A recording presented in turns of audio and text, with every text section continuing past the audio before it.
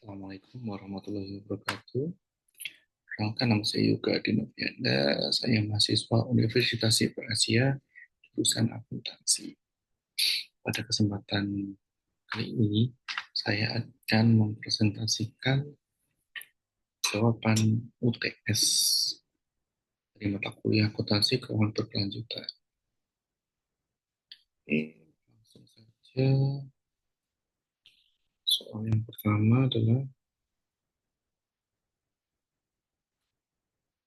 menurut Anda, bagaimana perbedaan beberapa terminologi tentang keberlanjutan berikut? Sustainable Development, Green Economy, Green Accounting, and Sustainability Accounting. Yang pertama, Sustainable Development. Definisinya adalah pembangunan yang memenuhi kebutuhan saat ini tanpa mengorbankan kemampuan generasi yang mendatang. Jadi fokusnya ada di 3 pilar, yaitu aspek ekonomi, lingkungan, dan sosial, atau kita sebagai triple bottom line. Tujuannya adalah memastikan keseimbangan antara pembangunan ekonomi, keadilan sosial, dan pelestarian lingkungan. Contohnya, itu tujuan pembangunan berkelanjutan atau Sustainable Development Goals yang ditetapkan oleh PBB. Selanjutnya, Green Economy.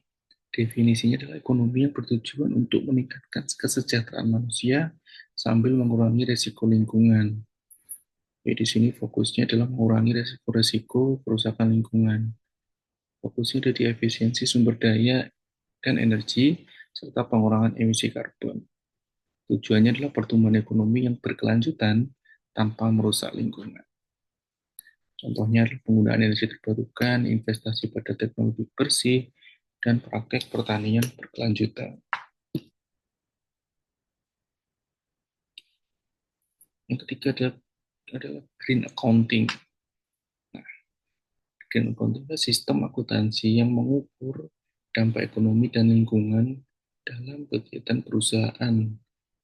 Fokusnya dari pelaporan biaya lingkungan. Jadi eh, ekonomi lingkungan kita masukkan dalam laporan keuangan, seperti itulah. Tujuannya adalah untuk membantu pengambilan keputusan yang mempertimbangkan dampak lingkungan serta biaya tersembunyi hidden cost dari degradasi sumber daya alam. Contohnya, perhitungan nilai kerusakan akibat polusi, deforestasi, atau penggunaan sumber daya air dalam laporan keuangan perusahaan atau pemerintah. Jadi, sistem akuntansi ini lebih memperhatikan dampak-dampak yang terjadi di lingkungan. Selanjutnya, sustainability accounting. Nah, sustainability accounting ini adalah akuntansi yang menilai kinerja perusahaan dalam hal keberlanjutan ekonomi, sosial, dan lingkungannya. Fokusnya ada di transparansi tentang dampak keberlanjutan dalam laporan perusahaan. Tujuannya adalah transparansi dan akuntabilitas terkait upaya keberlanjutan perusahaan. Contohnya, laporan keberlanjutan berbasis standar seperti GRI, Global Reporting Initiative, atau ESG, Environmental, Social, and Governance. Nah, ini soal kedua. Soal nomor 2. Jelaskanlah apakah Corporate Social Responsibility atau CSR dan Sustainability Accounting adalah hal yang sama. Di CSR versus Sustainability Accounting.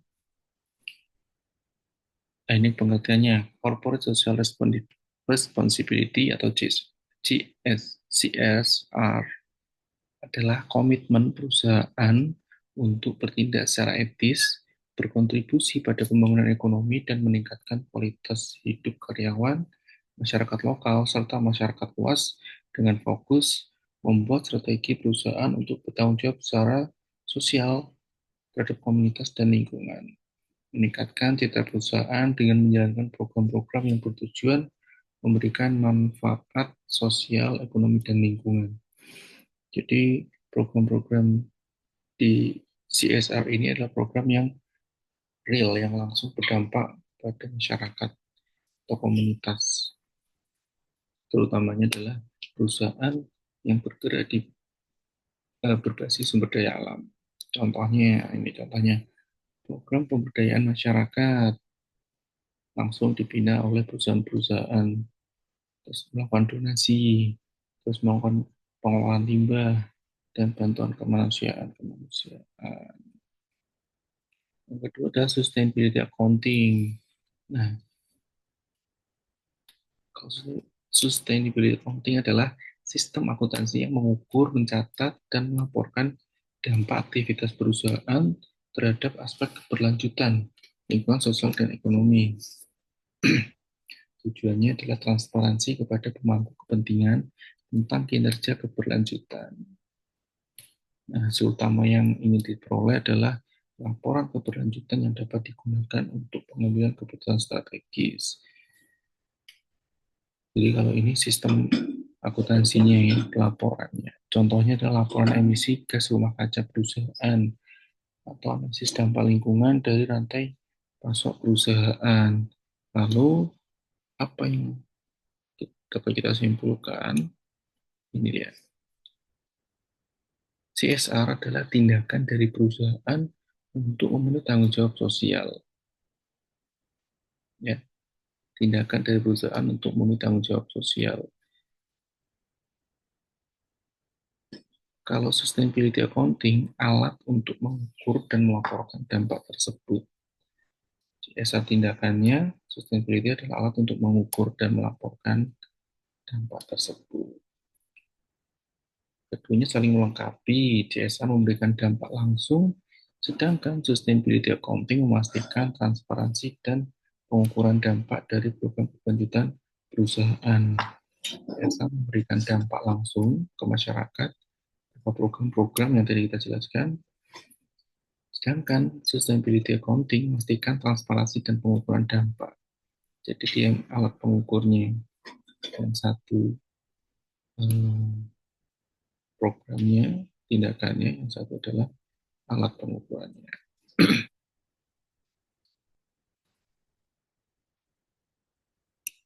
Selanjutnya adalah penerapan CSR di Indonesia. Soalnya dulu. Nomor 3, bagaimana bentuk penerapan corporate social responsibility di Indonesia? Berikan contoh CSR pada 2 perusahaan. Oke, jadi penerapan CSR di Indonesia memiliki berbagai bentuk tergantung pada sektor industri, skala perusahaan, dan kebutuhan masyarakat sekitar. CSR di Indonesia umumnya diarahkan untuk mendukung pembangunan berkelanjutan melalui program yang bermanfaat bagi lingkungan, masyarakat, dan ekonomi. Lalu dasar hukumnya, gerakan CSR di Indonesia berdasarkan UU Nomor 40 Tahun 2007 tentang perseroan terbatas dan UU Nomor 25 Tahun 2007 tentang penanaman modal. Dua-duanya intinya adalah perusahaan yang berbasis pada sumber daya alam, terutama mempunyai kewajiban untuk mempunyai tanggung jawab kepada masyarakat sekitar, ya, lalu komunitas sekitar dan lingkungan sekitar. Nah, ini contoh perusahaan yang melakukan CSR di Indonesia. Yang pertama PT Pertamina. PT Pertamina menjalankan program CSR berupa Pertamina Sobat Bumi yang fokus pada pelestarian lingkungan seperti program penghijauan, pengelolaan sampah, dan energi terbarukan. Jadi di sini Pertamina punya program Sobat Bumi ini. Pertamina juga mendukung pendidikan melalui beasiswa Sobat Bumi bagi mahasiswa berprestasi di seluruh Indonesia. Bagi PT Unilever contohnya. Saya ambil dari PT Unilever Indonesia. Program Unilever Sustainable Living Plan mencakup kegiatan seperti edukasi kebersihan untuk anak-anak, pengelolaan sampah plastik, dan pemberdayaan petani kecil. Jadi macam-macam program dari Unilever ini untuk masyarakat sekitar atau masyarakat di Indonesia. Yang terakhir contoh adalah Bank Mandiri. Bank Mandiri mempunyai program Mandiri Bersama Mandiri. Bank Mandiri mendukung UMKM dengan memberikan pelatihan, kewirausahaan, dan akses modal. Selanjutnya,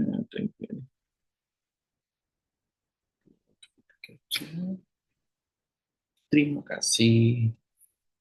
Mungkin sekian presentasi atas jawaban saya UTS kali ini. Terima kasih atas perhatiannya. Kurang lebihnya saya mohon maaf. Wassalamualaikum warahmatullahi wabarakatuh.